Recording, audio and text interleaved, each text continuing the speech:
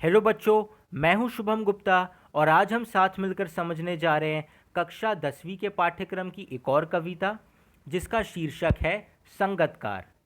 बच्चों, संगतकार जो है वो श्री मंगलेश डबराल जी की बहुत ही प्रमुख रचना है। श्री मंगलेश डबराल जी पारदर्शी कवियों में से एक माने जाते हैं।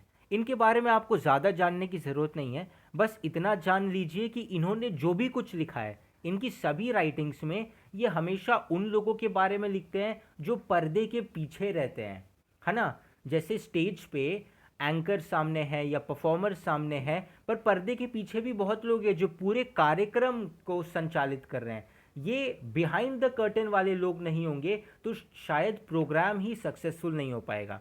तो ये सिर्फ एक एग्जाम्पल है। ये अपनी रचनाओं में ऐसे ही बिहाइंड द कर्टन्स, पर्दे के पीछे वाले लोगों के बारे में बातें करते हैं। और ये समकालीन हिंदी कवि हैं। समकालीन का अर्थ है कि ये हमेशा समानता के लिए अपनी रचनाएं लिखते हैं। चलिए, अब ये तो कवि के बारे में था, कविता के बारे में थोड़ा सा जानते हैं। बच्चों, ये जो कविता है संगतकार, ये इस विषय के ऊपर है, इस टॉपिक के ऊपर है। इसका एजेंडा क्या है? वो ये है कि मंगलेश डबराल जी ये कहना चाहते हैं कि जब कोई एक नेता या कोई एक चेहरा दुनिया के सामने आता है तो उसे कामयाब बनाने में या दुनिया के सामने जिस तरह से वो अब है उस तरह से लाने के लिए बहुत लोगों का साथ होता है।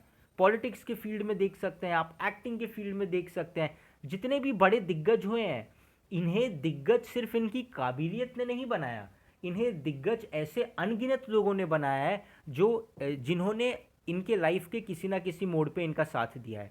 और ये जो पोएम है पर्टिकुलरली, इसे हम संगतकार क्यों कहते हैं बच्चों? जैसे आप संगीत की इमेज देख सकते हैं यहाँ पे सॉन्ग की, क्योंकि इस बात को या ये जो मैंने आपको बताया एजेंडा कि पीछे पर्दे के पीछे के लोगों को सामने लाने के लिए ये एक सिंगिंग शो का या फिर सिंगिंग का एग्जाम्पल लेते हैं कि फॉर एग्जाम्पल एक मुख्य गायक है जो गाना गा रहा है, उसके पीछे और भी बहुत सारे गायक हैं, है ना। एक मेल सिंगर है या फीमेल सिंगर है, एक मेन सिंगर है वो गा रहा है, साथ में बैकग्राउंड सिंगर्स है। हर एल्बम पे फोटो मेन सिंगर का छपता है, उसके नाम पर एल्बम जाती है, पर उस मेन जो गाना गा रहा है उसके संगीत को संभालने के लिए बहुत सारे संगतकारों की ज़रूरत है। तो वो संगतकार सामने नहीं आते बच्चों, लेकिन उनका भी बहुत विशेष योगदान है। चलिए अब कविता को पढ़ते हैं। मुख्य गायक के चट्टान जैसी भारी स्वर का, माफ कीजिएगा, मुख्य गायक के चट्टान जैसे भारी स्वर का साथ देती वह आवाज़ सुंदर कमज़ोर कांपती हुई थी। वह मुख्य गायक का छोटा भाई है या उसका शिष्य या पैदल चलकर सीखने आने वाला दूर का कोई रिश्तेदार। अब यहाँ पे इन 4-5 पंक्तियों में मंगलेश डबराल जी क्या कहना चाहते हैं कि मैंने आपको बताया ये जो पोएम है ये एक तरह से सिंगिंग शो के पर्सपेक्टिव से लिखी गई है। तो आप इमेजिन कीजिए कि आपके सामने एक गाने की रिकॉर्डिंग चल रही है या फिर लोग स्टेज पे नॉर्मली परफॉर्म कर रहे हैं। तो हो क्या रहा है बच्चों कि मुख्य गायक जो मेन सिंगर है उसकी चट्टान जैसी आवाज़, चट्टान यानी कि उसकी आवाज़ भारी भरकम है। जो बैकग्राउंड सिंगर्स है उनकी आवाज़ इतनी लोगों को सुनाई नहीं दे रही जितनी इस मेन सिंगर की दे रही है। तो हो क्या रहा है, इसका स्वर बहुत भारी है चट्टान की तरह। और जब आप बारीकी से सुनेंगे तो ध्यान से इस चट्टान जैसी भारी आवाज़ के पीछे और एक सुंदर सी कांपती हुई आवाज़ आ रही है। कांपती हुई का क्या मतलब है? जैसे चट्टान ये कह रहा है कि आवाज़ भारी है, वैसे कांपती हुई ये कह रही है कि कांपती हुई का मतलब ये है कि आवाज़ हल्की हल्की आ रही है। हालांकि इस हल्की आवाज़ का भी बहुत इम्पॉर्टेंट रोल है, पर ये हल्की हल्की आवाज़ आ रही है। तो कवि शुरू शुरू में ये सोचता है कि यार ये कौन है जो हल्का हल्का मेन सिंगर के पीछे गा रहा है। या तो ये जो शख्स है, ये जो मुख्य गायक है उसका कोई शिष्य है। जैसे आपको पता है भारतीय सभ्यता में गुरु का स्थान हमेशा ऊपर है। जब गुरु या गुरुजन या जो भी बड़े लोग बोल रहे होते हैं तो छोटे मतलब आवाज़ नीचे करके रखते हैं हमेशा, है ना। गुरु के सामने कोई आवाज़ ऊंची नहीं करता। तो उन्हें लग रहा होगा हाँ ये इनका कोई शिष्य होगा, इसलिए इनसे नीची आवाज़ में बात कर रहा है या गा रहा है। या इनका कोई दूर पैदल चलकर सीखने आने वाला रिश्तेदार कि कोई गाना सीखना चाहता था और इनसे बहुत रिक्वेस्ट कर करके इसने फाइनली परमिशन ले ली और अब ये दूर से पैदल चलकर सीखने आया है बेचारा। तो पैदल चलने की वजह से थक गया होगा और क्योंकि ये बड़ी दूर से सिर्फ गाना सीखने आया है इनसे, तो एक तरह से ये इसलिए धीरे धीरे धीमे धीमे है, थोड़ा सहमा हुआ सा है। आप समझ पा रहे हैं ना? मैं हमेशा यही कहता हूँ बच्चों, मैं जो मीनिंग बता रहा हूँ वो सही है ये मैं कभी नहीं कहता, वो सही हो सकता है। एक पर्टिकुलर पोयम में आपको सिर्फ भाव समझना होता है। अगर आपने सवैया वाली पोयम देखी होगी मेरी, तो आपको पता होगा कि हमेशा भाव ही समझिए। जो मीनिंग मैं बता रहा हूँ ज़रूरी नहीं है वही सही हो, आप खुद भी मीनिंग लिख सकते हैं, समझिए बस। भाव यानी कि भावार्थ समझिए। भावार्थ क्या है कि मुख्य गायक की आवाज़ भारी सी है, बैकग्राउंड सिंगर्स की आवाज़ हल्की सी है। अब ये हल्की आवाज़ सुन करके कवि जो है अजम्पशंस करता है, एजम्पशंस, है ना, वो सोचने लगता है। पहला एजम्पशन क्या है कि या तो ये कोई दूर से चल के आने वाला रिश्तेदार है, या इसका कोई गुरु है, माफ़ कीजिएगा शिष्य है, जो सीखना चाहता है इससे, है ना। अब आगे देखते हैं। मुख्य गायक की गरज में वह अपनी गूंज मिलाता आया है प्राचीन काल से। गायक जब अंतरे की जटिल तानों के जंगल में खो चुका होता है, ये अपने ही सरगम को लांग कर चला जाता है भटकता हुआ एक अनहद में, तब संगतकार ही स्थाई को संभाले रहता है। अब देखते हैं इसका क्या मतलब है। रिश्तेदार तक मैंने आपको बताया। मुख्य गायक की गरज में मैंने आपको बताया, मुख्य गायक जो है एक तरह से वो गरज रहा है बच्चों, कि उसकी आवाज़ जो है वो सभी के हृदय को भा रही है या हर किसी को सुनाई दे रही है। हालांकि अगर आप बारीकी से सुनेंगे तो आप कोई भी सॉन्ग उठा करके देख लीजिए फेमस, बहुत सारे लोग हैं जो सपोर्ट कर रहे हैं, वो गा नहीं रहे हैं पर फिर भी बीट बॉक्सिंग कर रहे हैं या कोई ना कोई साउंड प्रोड्यूस कर रहे हैं ताकि मेन सिंगर की वॉइस को सपोर्ट मिले। खैर, मुख्य गायक की आवाज़ गरज रही है, गूंज रही है, और उसमें अपनी गूंज मिला रहे हैं ये लोग, है ना। कि गूंज मिलाने का क्या मतलब है बच्चों, जैसे आप कभी वादियों में गए होंगे, पहाड़ों में आप चिल्लाएंगे तो क्या होता है कि आवाज़ टकरा टकरा के वापस आती है, इसको हम एको बोलते हैं ना, एकोइंग का कॉन्सेप्ट कह सकते हैं। तो इस एको को ही गूंज कहते हैं, आपको पता होगा। तो आप यूँ समझ लीजिए कि जो बंदा पहाड़ में जाके चिल्ला रहा है वो मेन सिंगर है, और जो टकरा के गूंज आ रही है वो संगतकार की है, बैकग्राउंड सिंगर्स की है। यहाँ पे भी एक तरह से मेटाफोरिकल कंपैरिजन किया है कवि ने। आगे देखते हैं। वह अपनी गूंज मिलाता आया है प्राचीन काल से, कि संगतकार हमेशा से मेन सिंगर की मदद करता आया है। गायक जब अंतरे की जटिल तानों के जंगल में खो जाता है, अंतरा क्या होता है बच्चों, मल्टीपल लेवल्स होते हैं गाने के, जैसे सा आ, समझ पा रहे हैं आप, की मतलब टोन आप कह सकते हैं कि एक ही अक्षर है, भले ही अल्फ़ाबेट एक ही है, एक ही अक्षर है, एक ही साउंड है, पर उसको भी आप कितने अलग अलग टोन में या वॉल्यूम लेवल्स में गा सकते हैं। तो ये इसको हम अंतरा अंतरा कहते हैं एक तरह से। मैं श्योर नहीं हूँ पर आई गेस इसी को अंतरा कहते हैं। तो होता क्या है कि जब वो गा रहा है तो वो अपने अंतरों में खो जाता है कई बार, है ना। क्योंकि सॉन्ग में क्या होता है, एक ही अंतरा नहीं चलता रहता, एक अंतरा चल रहा है, अगली लाइन में अगर बीट चेंज हुई अंतरा भी चेंज करना पड़ता है ना। इसीलिए तो सिंगर्स का काम इतना आसान नहीं है। तो कई बार वो इस अंतरे के चेंज करने के प्रोसेस में भूल जाता है या भटक जाता है। जैसे कि एक बंदा एक घने जंगल में, है ना, जटिल तानों के जंगल में यानी कि घने जंगल में खो जाता है, या फिर अपने ही सरगम को लांघ कर चला जाता है भटकता हुआ एक अनहद में।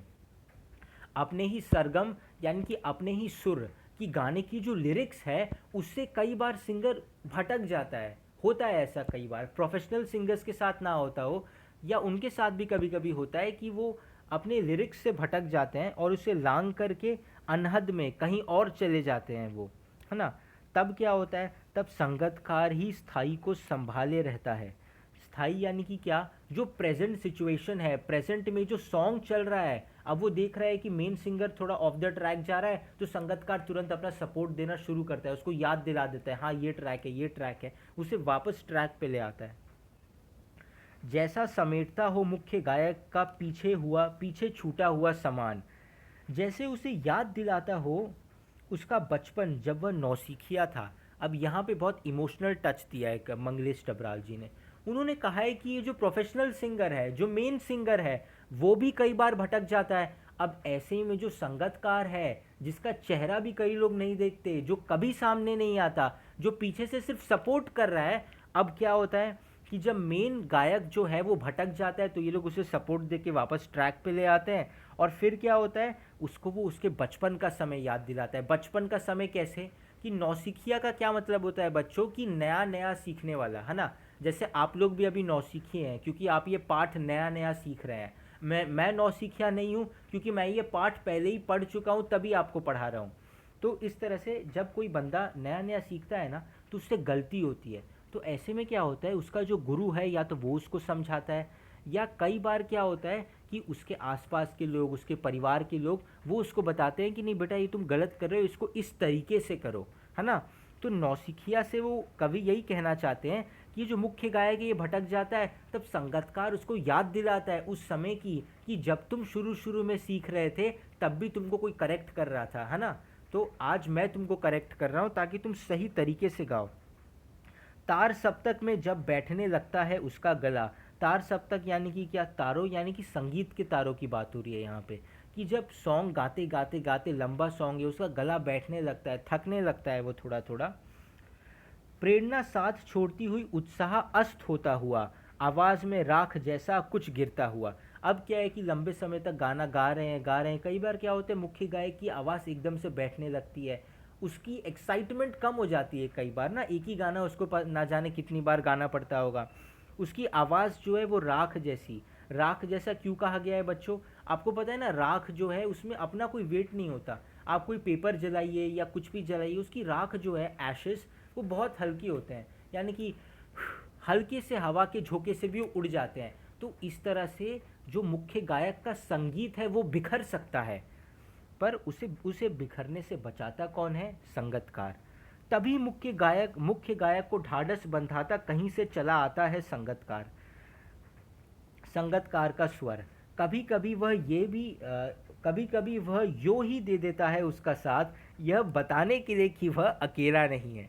अब यहाँ पे क्या हो रहा है बच्चों, जैसा मैंने बताया, राख जैसा उनका स्वर बिखर ना जाए, तो उनका ढाढ़स बंधाने का क्या मतलब है, एक तरह से कॉन्फिडेंस बिल्ड करना, मोटिवेट करना। तो वो इनको मोटिवेट करता है जो संगतकार है अपने सपोर्ट से, कि तुम चिंता मत करो, तुम अकेले नहीं हो, हम तुम्हारे साथ हैं।